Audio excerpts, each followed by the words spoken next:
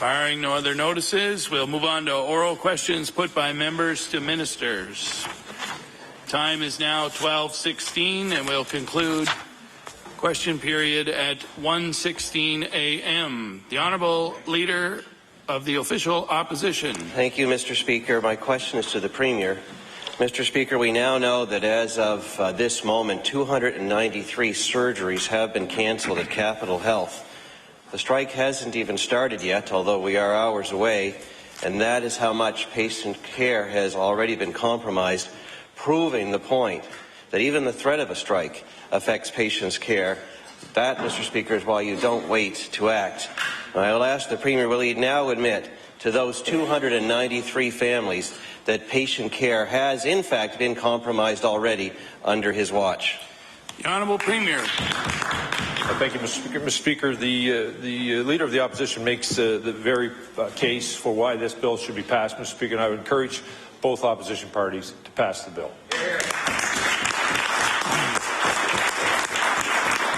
The Honourable Leader of the Official Opposition on his first supplementary. Mr. Speaker, I believe the 293 families make the case that waiting 7 months to take action does not protect patient care, that doing nothing with all the warnings that this government has had and all the deadlines that they've missed has actually affected 293 surgeries. Mr. Speaker, whether they were essential or not under the Premier's bill is not the point. In fact, they probably aren't, but they are essential to those 293 families. That's why we should not have allowed a strike to get this far or a crisis to develop, as has happened so many times before in this province's history. Mr. Speaker, the Premier had 7 months to get his act together, and only now, on the eve of a strike, when families, these 293 in particular, are already losing their health care, that is the problem, Mr. Speaker. So I'll ask the Premier, how can he tell those 293 families that their care has been protected under his watch?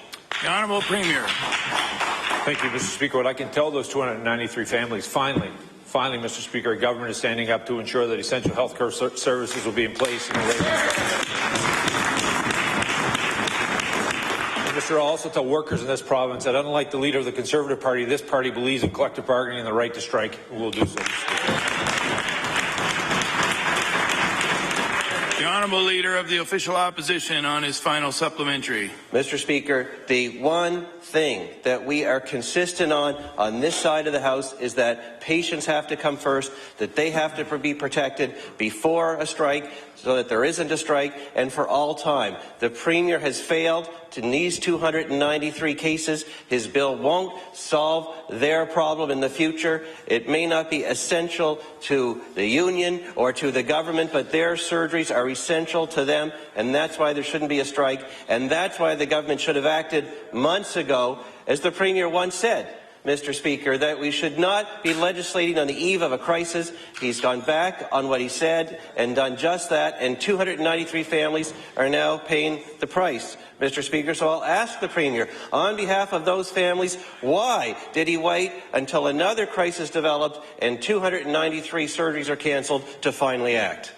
The Honourable Premier. Mr. Speaker, one of the great ironies of the Leader of the Opposition, Mr. Speaker, if we had acted, Mr. Speaker, before we allowed the collective bargaining process to proceed, he would have complained about the fact that we interfered in the collective bargaining process.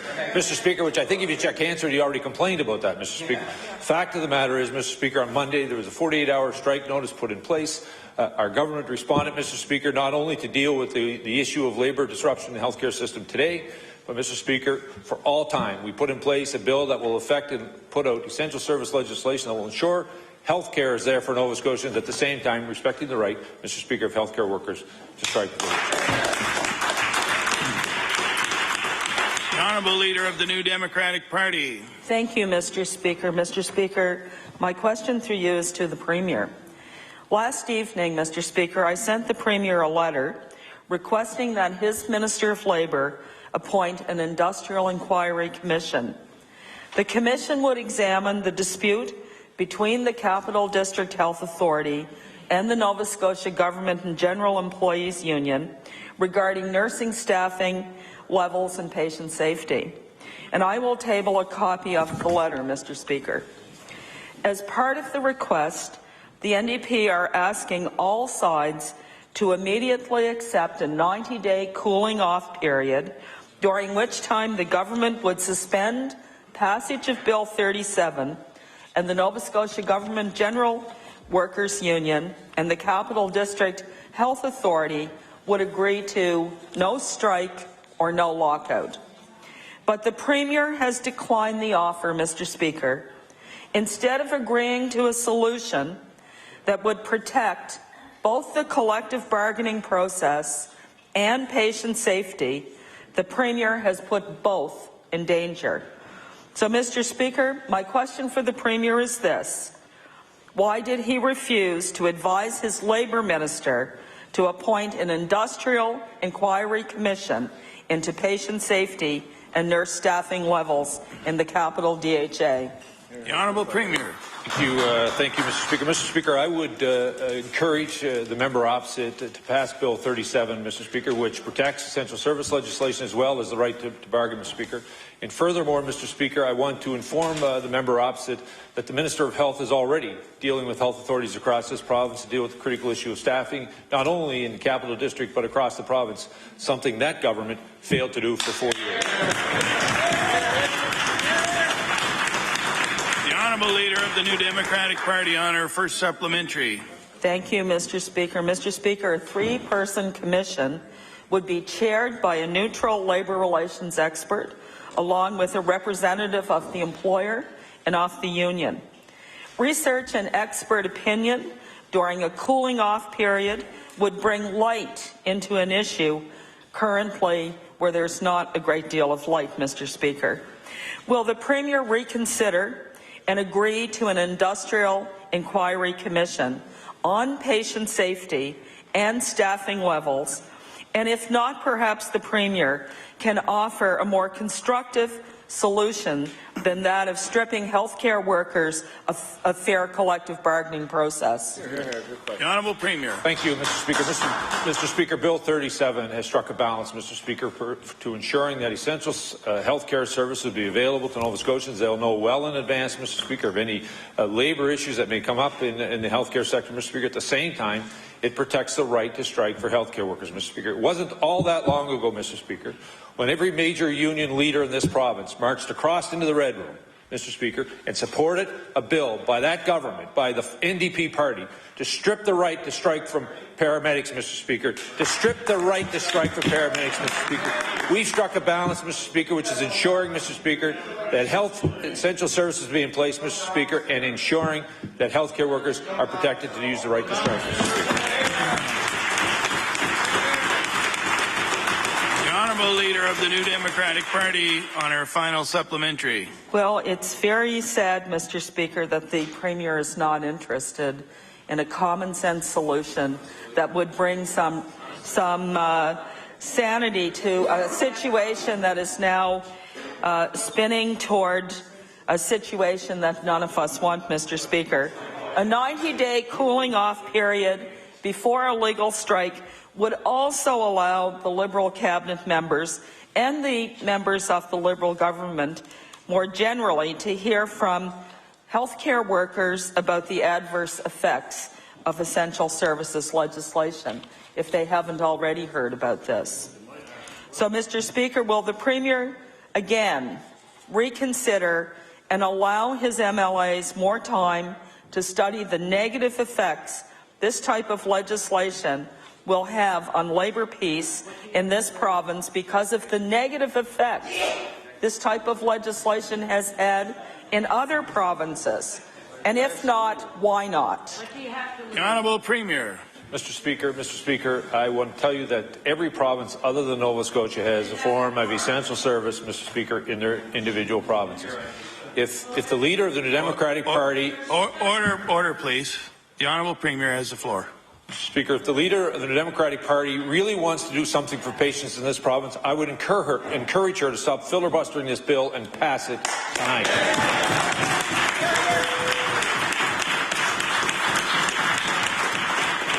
The Honourable Leader of the Official Opposition. Thank you, Mr. Speaker. Yesterday, we learned from the Minister of Health that there is a mental health unit here at Capital Health with 5 patients, Mr. Speaker, that will go unstaffed when the strike happens. unstaffed, despite the fact that there is an existing essential services plan in place.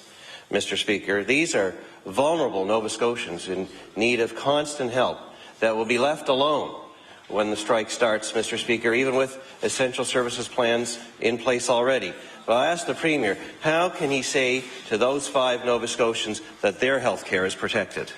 The Honourable Premier. Mr. Speaker, I want to inform the Leader of the Official Opposition that there is no essential service plan in place, Mr. Speaker. What we have, Mr. Speaker, is an emergency service plan, Mr. Speaker, quite frankly, which has no parameters around it, Mr. Speaker. No one has to provide service, Mr. Speaker. That's the very issue we're dealing with here in this House, Mr. Speaker.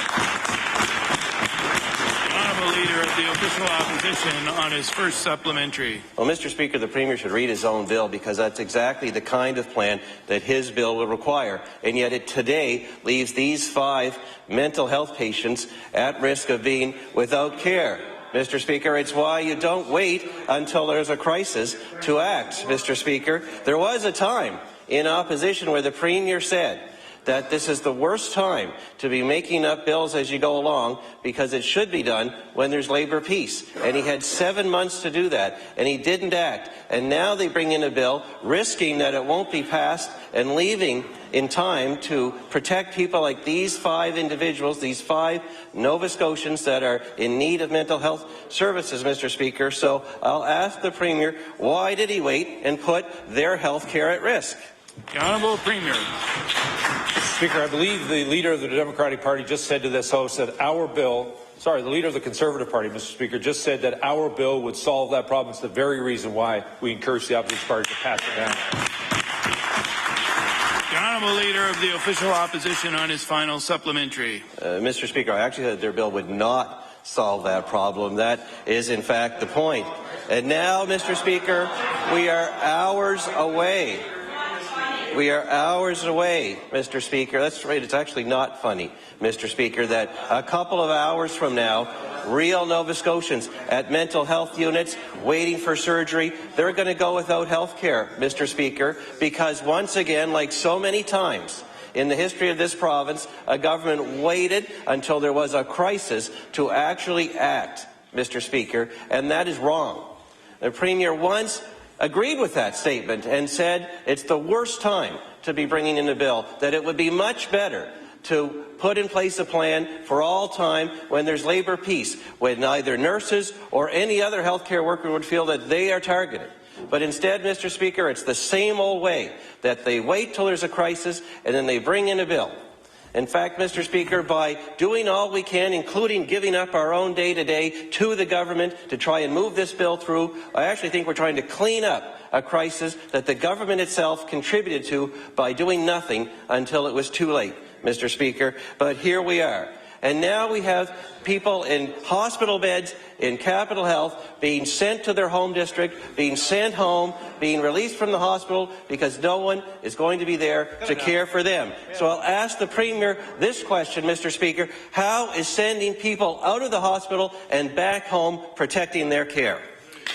Honourable Premier.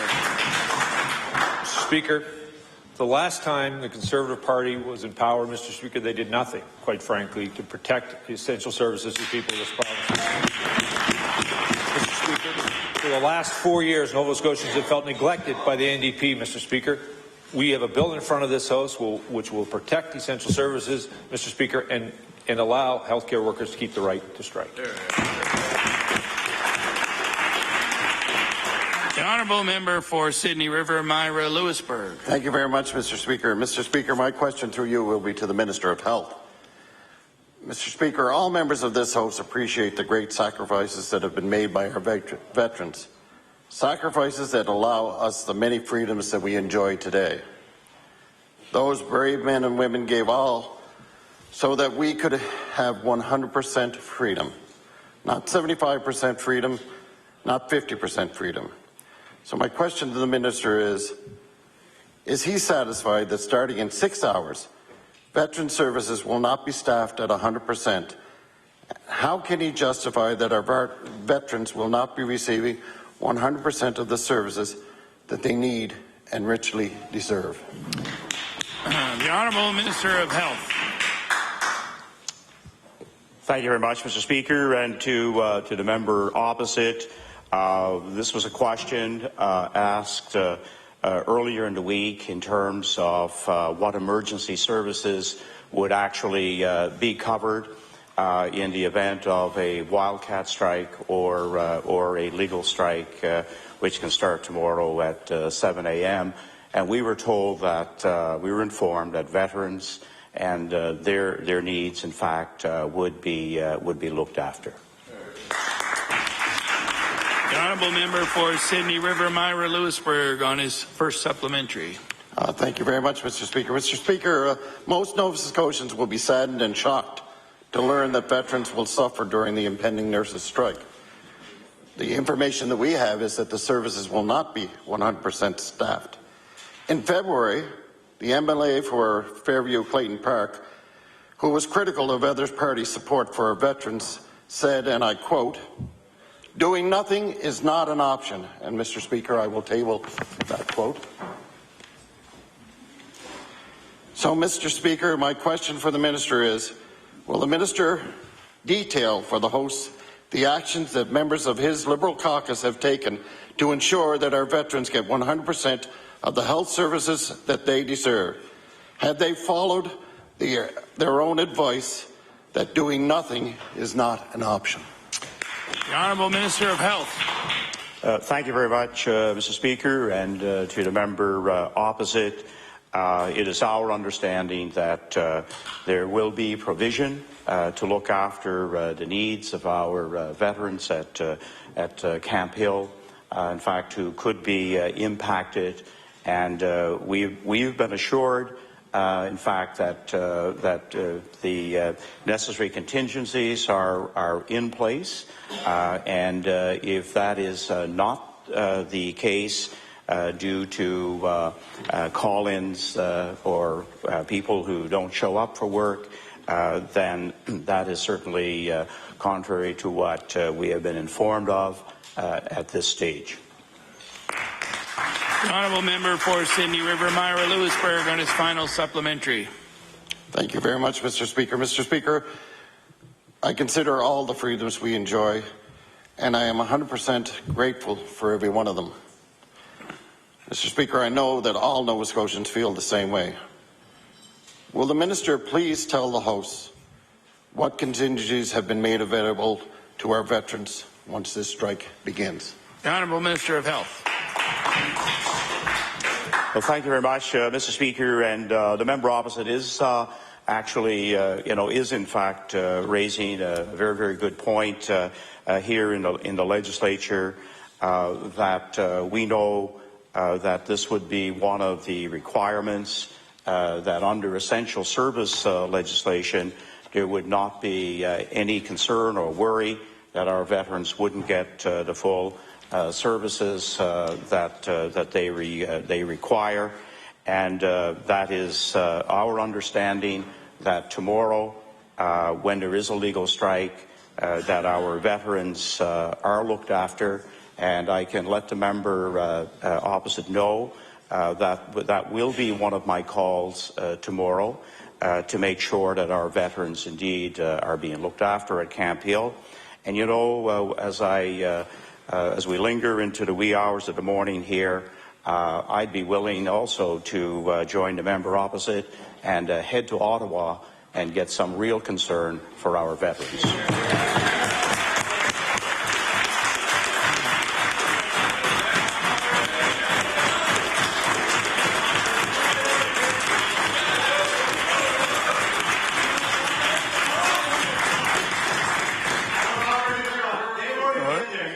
Order, please. The Honourable Leader of the New Democratic Party.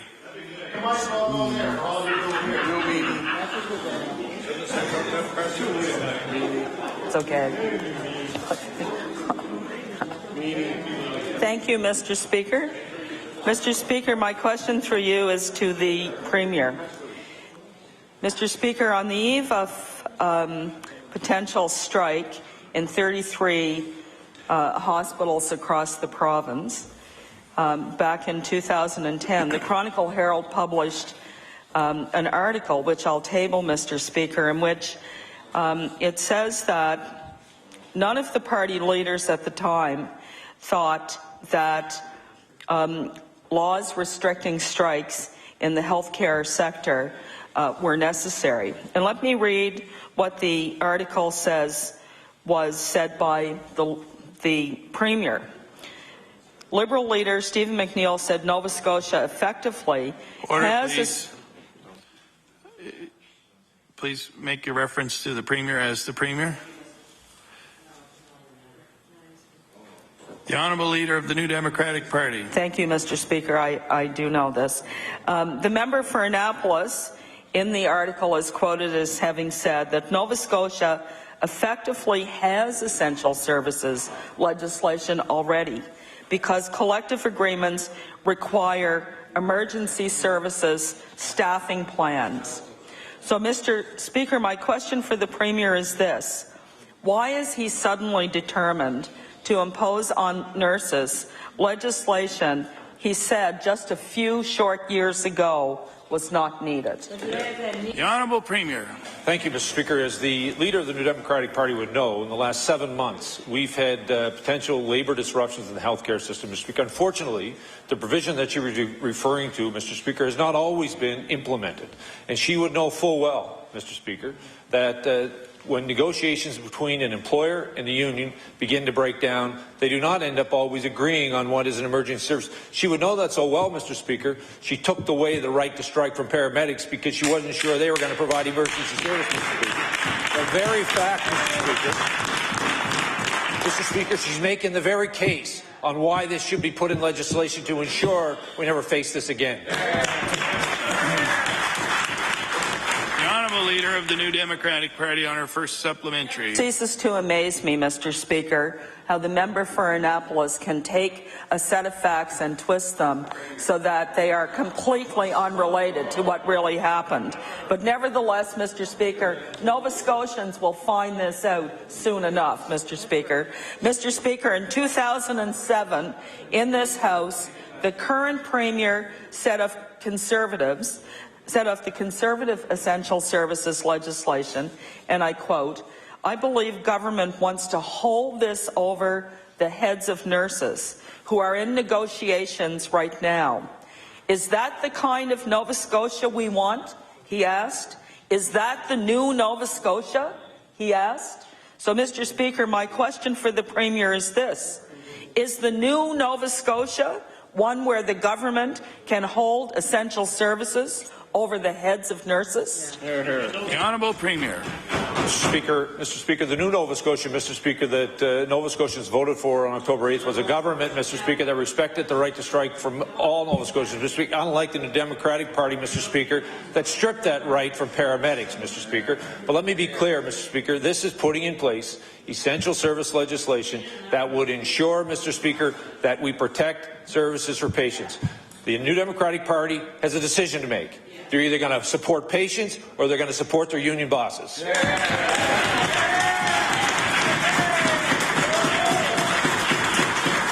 Honourable Leader of the New Democratic Party on her final supplementary.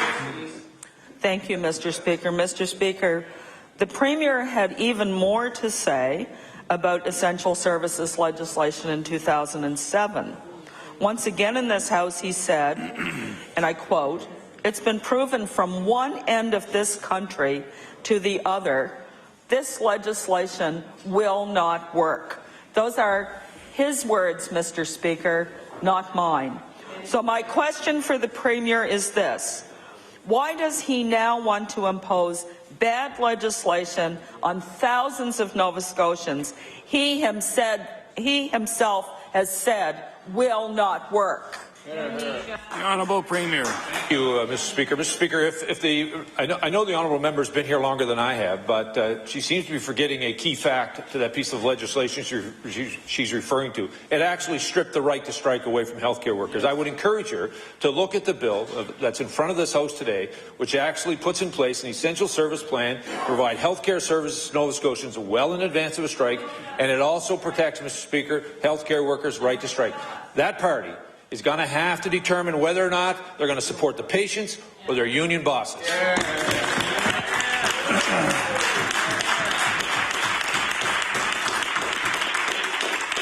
I just want to remind all members on both sides of the House that if you have something to say, get yourself on the paper with your House leaders and take your turn.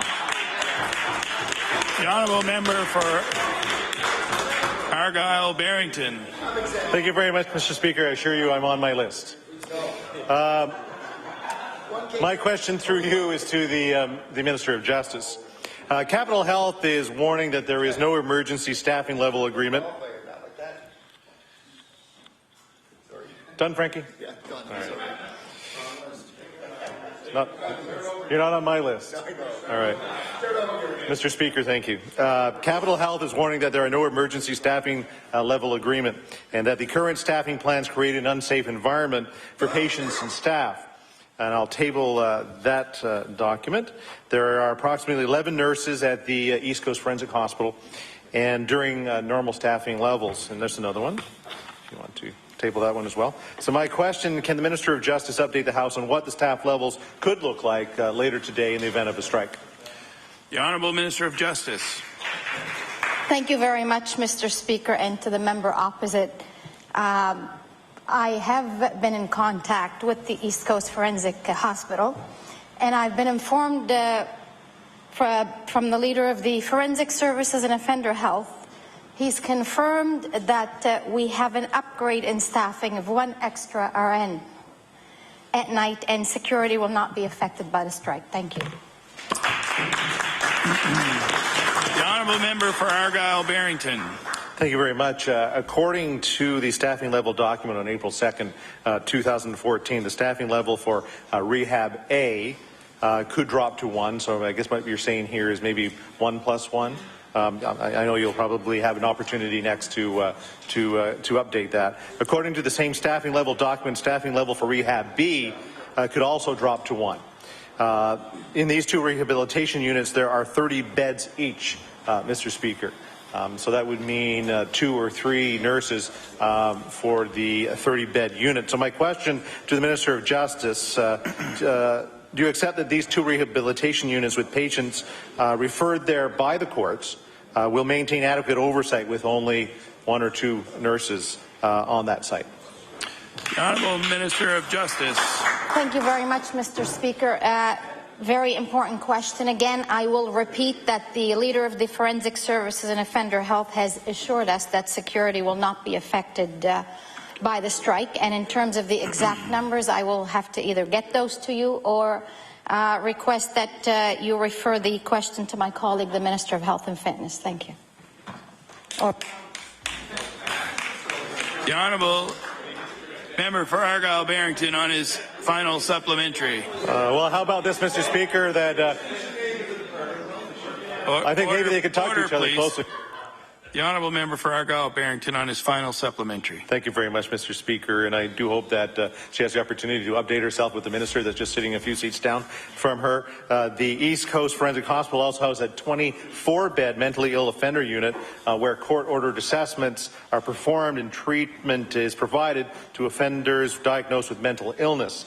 According to the staffing level document, the staffing level could drop to 0 in the offender health services. Does the minister accept that the mentally ill patients who were court-ordered to undergo assessments will receive adequate oversight with 0 nurses on strike?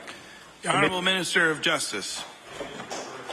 Thank you very much, Mr. Speaker. And I won't refer this one. No, these are patients, and these are our most vulnerable. And yes, we do have to protect them. And again, as I said earlier, security will not be affected by the strike, as we've been assured by the leader of the Forensic Services and Offender Health just a few hours ago. And any more information, I'd be happy to gather that information and share it with the member opposite later. Thank you. The honourable member for Sackville-Cobequid. Thank you, Mr. Speaker, and I'm on the list, so I'm glad to be able to stand and ask a question through you to the Minister of Health. Yesterday, the Minister of Health admitted for the first time that there is a staffing problem in healthcare in the capital region that affects patient safety, and he says, Mr. Speaker, that he will deal with it. So my question to the Minister of Health, when will he tell Capital Health to address the patient safety, and will he direct Capital Health Administration to leave their offices, tour the floors, and see for themselves exactly what is going on within the healthcare sector in Capital Health? The Honourable Minister of Health. Thank you very much, and to the member from Sackville. I do want to assure him and all members of the House that in fact the Capital District is the one remaining on my list to do not just really a tour, but a great deal of discussion, and also to review what is taking place in many of the units and floors of the QE2, Dixon Centre, other facilities in Capital Health, and we certainly want to get a full sense of what the staffing issues are. We got some glimpses and insights yesterday, as well as leading up to the Wildcat strike. These will be investigated, reviewed, and addressed in the coming weeks. The Honourable Member for Sackville-Cobequid on his first supplementary. Thank you, Mr. Speaker. And I know I've asked or advised or asked the minister yesterday that he was able to get a full sense by the many presenters that were witnesses at law amendments, and I hope that he takes the time to talk to his colleagues who sat in law amendments. I know the Minister of Natural Resources, the Minister of Transportation spent some time there early yesterday morning. I hope he takes that opportunity to hear from them about what they heard, what the sense was around staffing levels within Capital Health. Last night, Mr. Speaker, we suggested a solution to the current labour dispute, and that's what we are offering to the government. The Liberals would have saved face by withdrawing legislation that harms collective bargaining. No matter what the Premier says, it does harm collective bargaining, the collective bargaining process. And there would have been a 90-day cooling off period with no work stoppages, and a commission would review nurse staffing levels and patient safety, something the Minister has just said he wants to look into, Mr. Speaker. So I'd like to ask the Minister of Health, what was his response to the letter sent to him, and could he update us on what he advised either his staff or the Premier on what his response was to our offer for the Commission? The Honourable Minister of Health. Thank you very much, Mr. Speaker, and it is unfortunate that we've arrived at this point in a labour dispute where healthcare services are not at the 100% level that Nova Scotians have come to expect and certainly deserve, as we all work and want to see the highest quality of healthcare delivered daily throughout our province. And what today's legislation, Bill 37, it prepares a path for the future.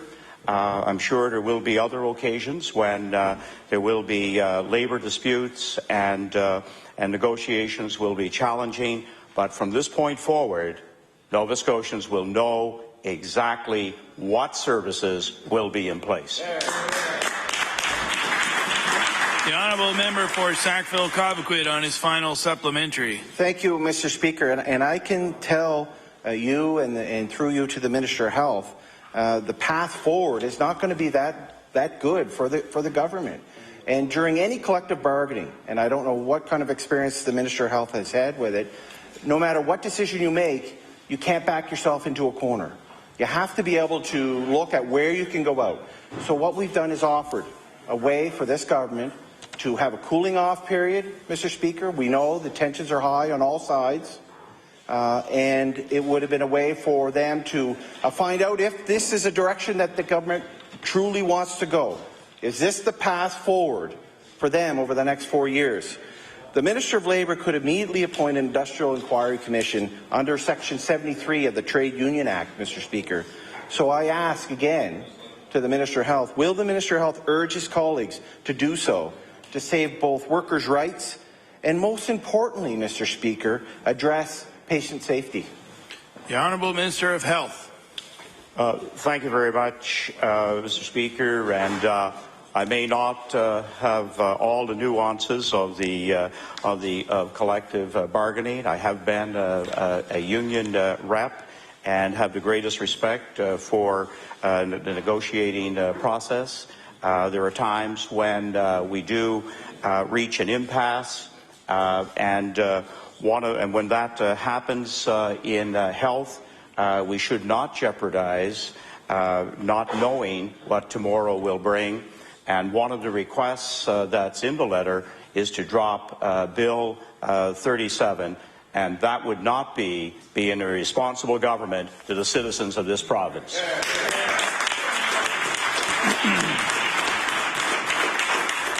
The honourable member for Pictou Centre. Thank you, Mr. Speaker. My question through you is for the Minister of Health.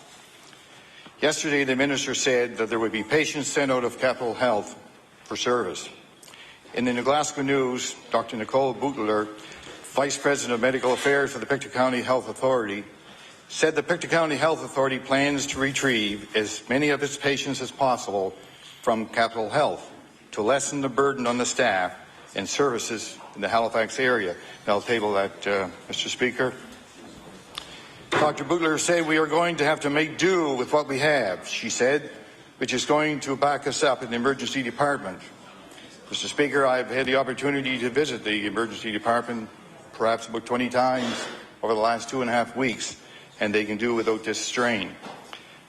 My question to the Minister, what preventive measures has the Liberal government taken to prevent emergency room backups? The Honourable Minister of Health.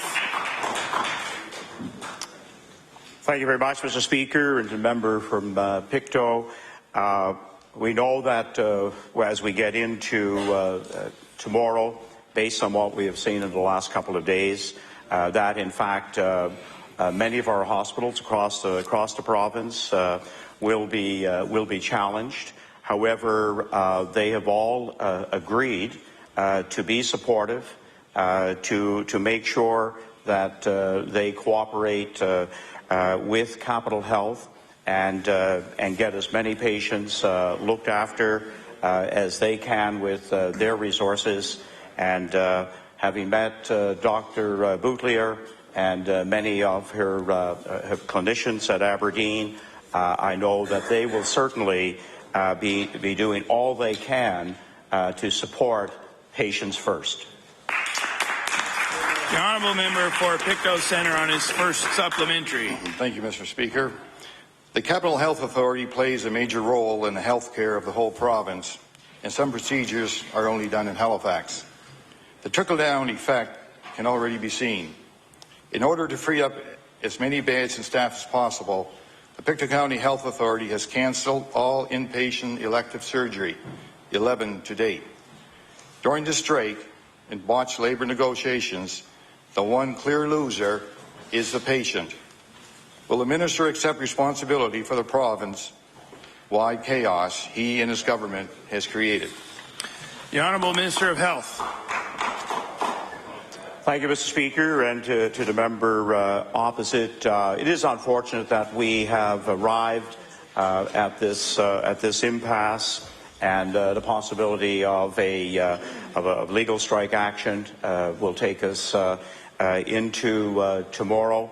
But you know, there's always a point in time, both through negotiations and through the legislative process, to make a choice that does work in favour of patients, not just here in Capital, but all those that are impacted when services are disrupted. I think we have taken a very balanced approach to the future, and we hope that we can get the cooperation of the House to move Bill 37 through and end this disruption and uncertainty for patients across the province. The honourable member from Pictou Centre on his final supplementary. Thank you, Mr. Speaker. The cancellations and emergency room backups don't stop in New Glasgow. Several other hospitals are also facing similar struggles. Cape Breton is experiencing more strain on the system when patients are recalled, emergency rooms are backed up, and certain procedures and surgeries are cancelled. These patients require varying levels of care, and the authorities do not have the ability to hire more nurses or add new beds, so they must use the resources that are available. My question to the Minister, how much more of this government mismanagement will Nova Scotia patients have to endure? The Honourable Minister of Health.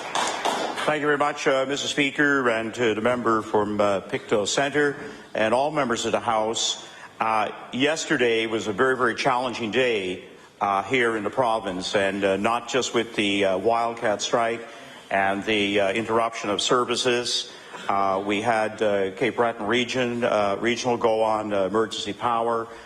We had Canso shut down and will in fact not have power restored for perhaps a couple of days more.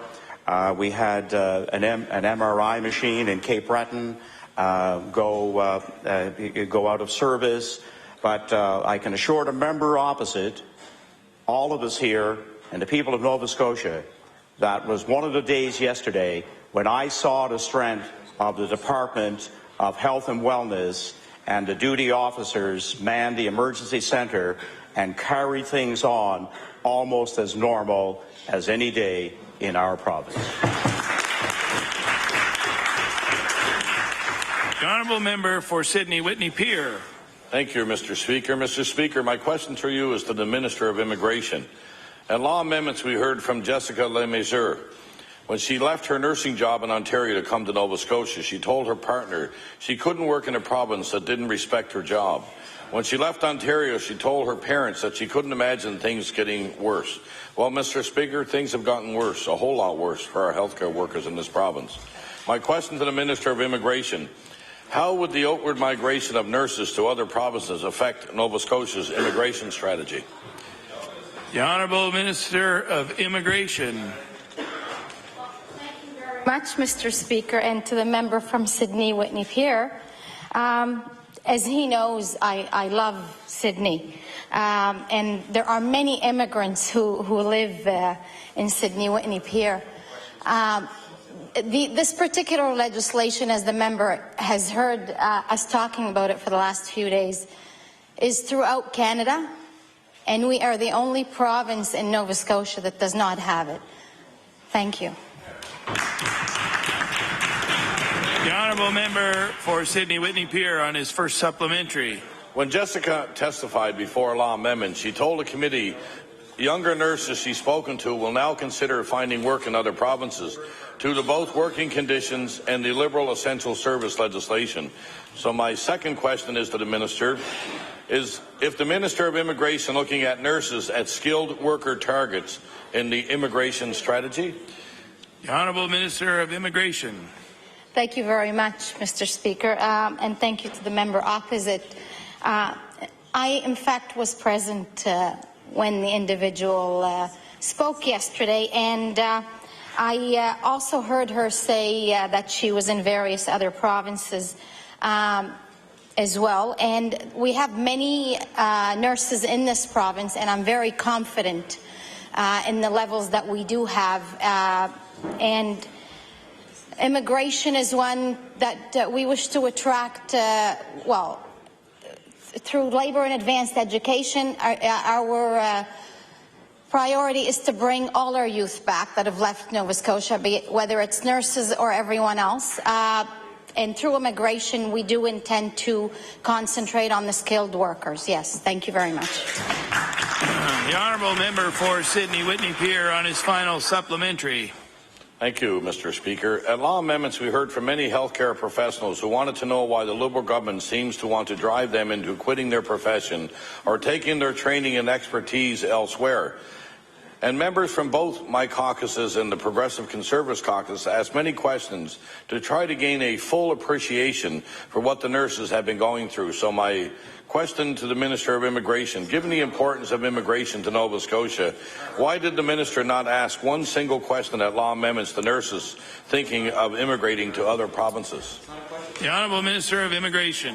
Chair can't ask questions. That's all right. Mr. Speaker, thank you very much. And I would love to have a discussion with the member opposite at any point he wishes with respect to the duties of a chair, whether it's law amendments or any other day. And in fact,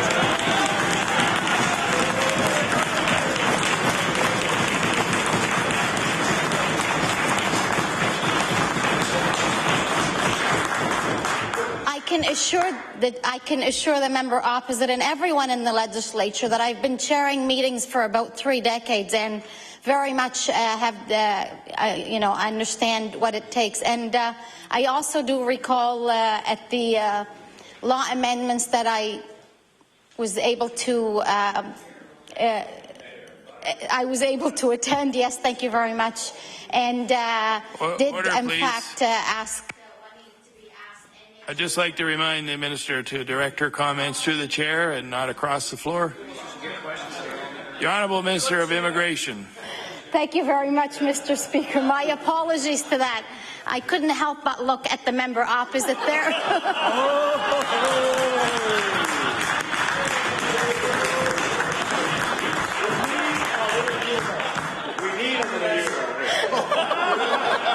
Get over yourself, Gordy.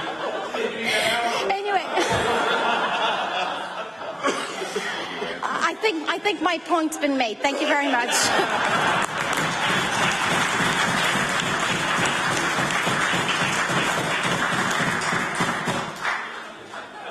The Honourable Member for Sydney Myra, Lewisburg. Thank you very much, Mr. Speaker. Mr. Speaker, my question through you will be to the Minister of Natural Resources. Yesterday, Mr. Speaker, the Minister announced the April 3rd closure of the forest roads on Western Crown land formerly owned by Bowater. Mr. Speaker, these road closures come just 2 days after the government hit the 6-month countdown clock for fibre access. So my question to the Minister is, why did he put up yet another roadblock for our forestry industry? And will he stop the 6-month countdown clock while the roads are closed? The Honourable Minister of Natural Resources. Thank you, Mr. Speaker. Just for clarification in this House, the reason why there are some roads that are closed that are access points to our woodlands is because of safety reasons. As the Minister of Transportation would know, there's a spring. The spring thaw creates a lot of challenging conditions, especially on our dirt roads, and the equipment required to go into those woodlands to take the fibre out wouldn't be possible. So that's why those roads are closed, Mr. Speaker. The Honourable Member for Sydney Myra, Lewisburg, on his first supplementary. That was a great explanation, Mr. Speaker, on why the roads are closed. The question was whether or not the countdown will stop on the clock. Will the 6 months be there for the forestry? The forestry industry adds about $579 million to our provincial economy, and the members on this side of the House believe that our traditional industries must be protected. The Ivory report states that in future, as in the past, the traditional rural industry, tourism, manufacturing, mining, fisheries, forestry and agriculture will provide the essential foundations for Nova Scotia's rural economies. Mr. Speaker, my question to the Minister is, does he think that locking the gates to a Crown land access is providing a good foundation for Nova Scotia's rural economy, and will he stop the clock until those roads are open? The Honourable Minister of Natural Resources. Thank you, Mr. Speaker. Just to explain to the member, not every access road is closed for woodcutters to go in and cut fibre and take it out. The roads that are closed because of safety issues, and the equipment that is required to go in there wouldn't be able to pass the roads anyway, Mr. Speaker. The member opposite refers to a 6-month countdown. There is no 6-month countdown. I believe what he's referring to is the 6-month short-term allocations that were given out to woodcutters across the province. Mr. Speaker, there's not a countdown to the end of those 6 months that will prevent them from cutting wood. In fact, during this particular time right now, our department is negotiating long-term fibre allocations that will go beyond those 6 months. The Honourable Member for Sydney Myra, Lewisburg, on his final supplementary. Oh, thank you very much, Mr. Speaker. Mr. Speaker, the forestry industry needs a real plan for the future and not short-term fixes. And all we've seen from this government, Mr. Speaker, is Band-Aids and gate closures. Mr. Speaker, when will the Minister release the long-term plan for for Nova Scotia's forestry industry? The Honourable Minister of Natural Resources. Mr. Speaker, in fact, it's this government that is keeping our eye towards the future when it comes to this critical industry to rural Nova Scotia. That's why our government invested over $1 million into innovation to help move this industry forward on how to improve our harvesting methods, our processing methods, as this critical industry goes through a transformation phase. We're the government that also, Mr. Speaker, is tackling the issue around our fibre challenge for the long term, including private wood suppliers across this province, so that this industry is not only important to today's generation, but for future generations, Mr. Speaker.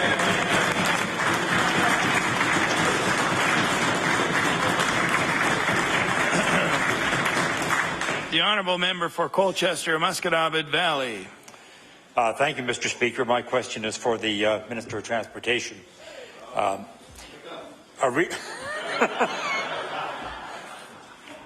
A recent report indicated that there are 391 bridges in Nova Scotia that have serious damage. I think I get phone calls on 300 of them.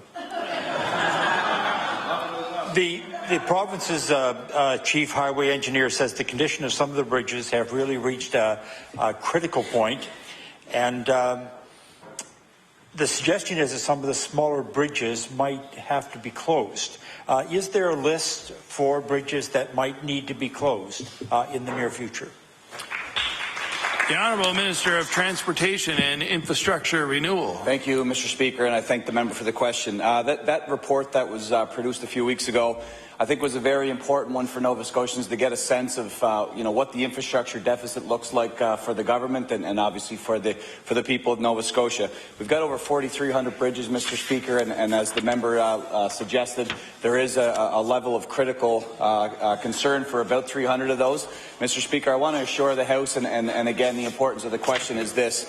We don't take the lead as politicians, for sure. We rely on our department for things of this critical nature. Our engineers are top-notch, they're world-class, and they tell us what the issues are. They tell us what the timelines look like. They tell us what the repair requirements would be, and we take our lead thoroughly and first and foremost from them. And our chief engineer, Bruce Fitzner, does a great job with that. So I can tell the member that there is no list per se. What we are going to do, though, given the fact that this is now a public conversation, we can go out into the communities. If there are very low volume bridges on that list, which many of the 300 are, then we can start look at what maybe some of the alternatives is. But again, we're not going to force feed that on the communities. It'll be a community decision that we include all stakeholders, and if the decision is to move on a bridge, we will do that. But again, there is no list and no urgency to close bridges at this point. Thank you. The Honourable Member for Colchester, Musquodoboit Valley on his first supplementary. Thank you, Mr. Speaker. Bridges classified as in poor condition have pieces of concrete falling off. There are structural erosion because of sediment and so on. Those considered in serious shape had various forms of erosion and crumbling that affected primary structural components. Does the Minister plan to follow the advice of the engineer to make these significant repairs that need to be made? The Honourable Minister of Transportation. Again, thank you for the question. Absolutely, without question. You know, one of the things that we run into in some of the challenges is, and I guess with the perceptions on this particular issue, is that people see a bridge, Nova Scotians see the bridge, and it may look like it's in a state of disrepair, and it may be aesthetics, or it may be some of the structural concerns. But at the end of the day, again, and to the member's question directly, we would not put any Nova Scotian on a road that was deemed to be unsafe. We take the lead entirely from our engineers. When they tell us to take action, we do so. So anytime there's a critical point where we can't keep a bridge operating, we close it immediately. Short of that, we give any indication of slowing down or any challenges that might exist there, and we let the public know, and communication is part of that process as well. So without question, our engineers take the lead and we follow their advice. Thank you. The Honourable Member for Colchester, Musquodoboit Valley on his final supplementary. It's indicated that just half of the province's 4,310 bridges are more than 50 years old. And again, I think my constituency has about 4,000 of them, I think. But an engineer in the department has said that the budget's tight. There's no question about that, and I think a lot of people appreciate that. How many of those bridges listed as poor or worse will have to wait for repairs? before the salt really takes its toll on the roads and bridges. The Honourable Minister of Transportation. Speaker, and the member is absolutely correct. A lot of our inventory of bridges are post-Second World War era. Some of them are even at the turn of the century, the 20th century. So very old bridges. There's some that a lot that are in existence now were built for rail, so that there was no intention to ever have motor vehicles on those. And of course, we're using those, and they're an important part of our stock and inventory on our Nova Scotia roadways. Again, we take full lead from the department on this one. We do, of those 300, we have a very detailed breakdown of each and every bridge. Again, the engineers, it's typically an annual basis that they do their inspections, but any sign that there may be decay or issues, it's always better off that we're better off to take a look as opposed to just take our chances. So the engineers are out there, and I know that the member has 98% of our bridges in the province by the sounds of things. So anytime the member has a specific question, he's more than welcome to bring it to us, and we'll check right away. Thank you. The Honourable Leader of the New Democratic Party. Thank you, Mr. Speaker. My question through you is to the Premier. Mr. Speaker, prior to the election, the Premier told nurses, and I quote, "We need to change how we are delivering health care to protect frontline health care," and he added, "Let's make sure that the dollars are spent on frontline care." Yet today, Mr. Speaker, the Premier seems to be singing a much different tune. Now it appears the Premier believes the current level of frontline nursing care in Nova Scotia is more than adequate. In fact, just this week, he told nurses, and I quote, "What more do you want? How much above the national average does Nova Scotia have to become?" So my question for the Premier is this: what happened to the investment in frontline nursing care that was promised before the election? Where instead has your government decided to spend health care dollars? The Honourable Premier.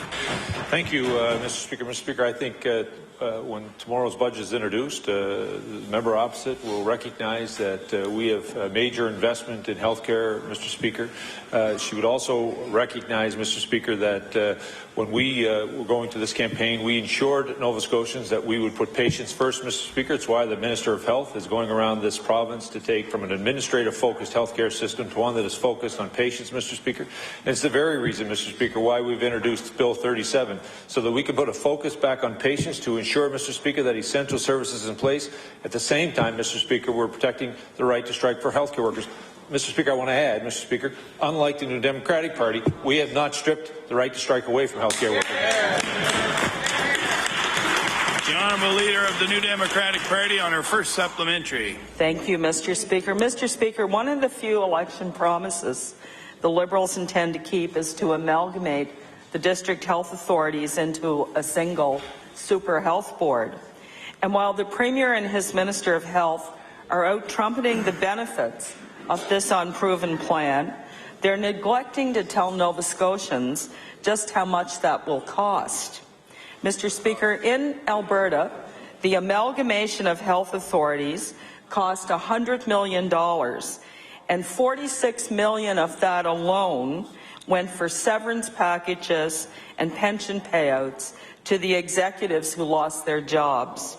So my question for the Premier: how much money does his Liberal government have earmarked for pension payouts and severance packages, money that could be invested in frontline nursing care? The Honourable Premier. Mr. Speaker, as I said earlier, I want to encourage the Leader of the Democratic Party to pay attention to the budget tomorrow and recognize the investment that's made in will be made in healthcare, Mr. Speaker. As well, Mr. Speaker, I want to again remind the honourable member, Mr. Speaker, that there's a bill before this House that would protect patients in this province. It is unbelievable that the Leader of the Democratic Party is putting the interests of the union leader ahead of patients in this province, Mr. Speaker. Mr. Speaker. Mr. Speaker.